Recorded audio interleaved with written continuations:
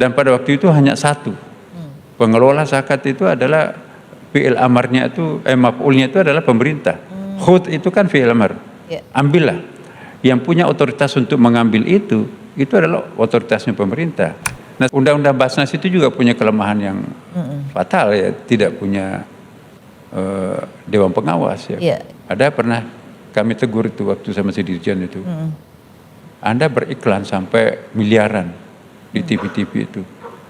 Uang iklan itu kan puluhan miliar itu dari mana? Ya. Dari zakat kan? Ada nggak asnafnya bayar iklan? Nah, kemudian juga nanti di Indonesia kami diskusikan dengan Pak Prabowo, Pak Presiden kita, masuk akal ya, kan feeling bisnisnya hidup. Jika dikatakan negara yang harus mengelola zakat, ya itu benar. Bahkan bukan hanya zakat, tetapi ada anfal, fai, horos, jizyah, humus, harta kepemilikan umum, harta kepemilikan negara, usyur, rikas, bahkan harta yang hasil korupsi, termasuk juga harta waris yang tidak ada ahli warisnya. Namun, dulu itu diterapkan oleh imam atau khalifah yang menerapkan hukum syariat dalam bernegara. Sedangkan dalam konteks sekarang, negara benar-benar tidak menerapkan hukum syariat dalam urusan tata negara.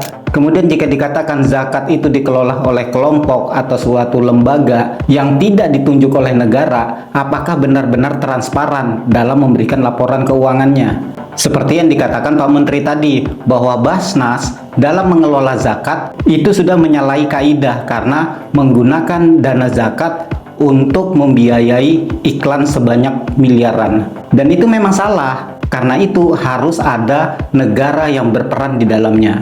Hanya saja, negara saat ini apakah juga amanah dalam mengelola dana umat tadi? Sedangkan kita lihat saja, harta kepemilikan umum saja, seperti hutan, tambang, hasil laut, itu diperdagangkan kepada antek-antek asing.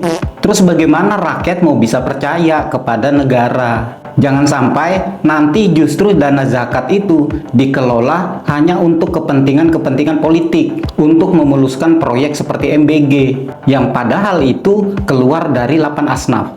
Jadi kalau mau fair, untuk mengelola dana zakat harus sepaket, juga harus menerapkan semua hukum-hukum syariat yang sudah ditetapkan oleh Allah. Bukan hanya melihat ketika ada hal yang menguntungkan di situ, yang bisa melanjutkan suatu kepentingan, kemudian negara hadir di dalamnya. Kapan terakhir kali kamu dapat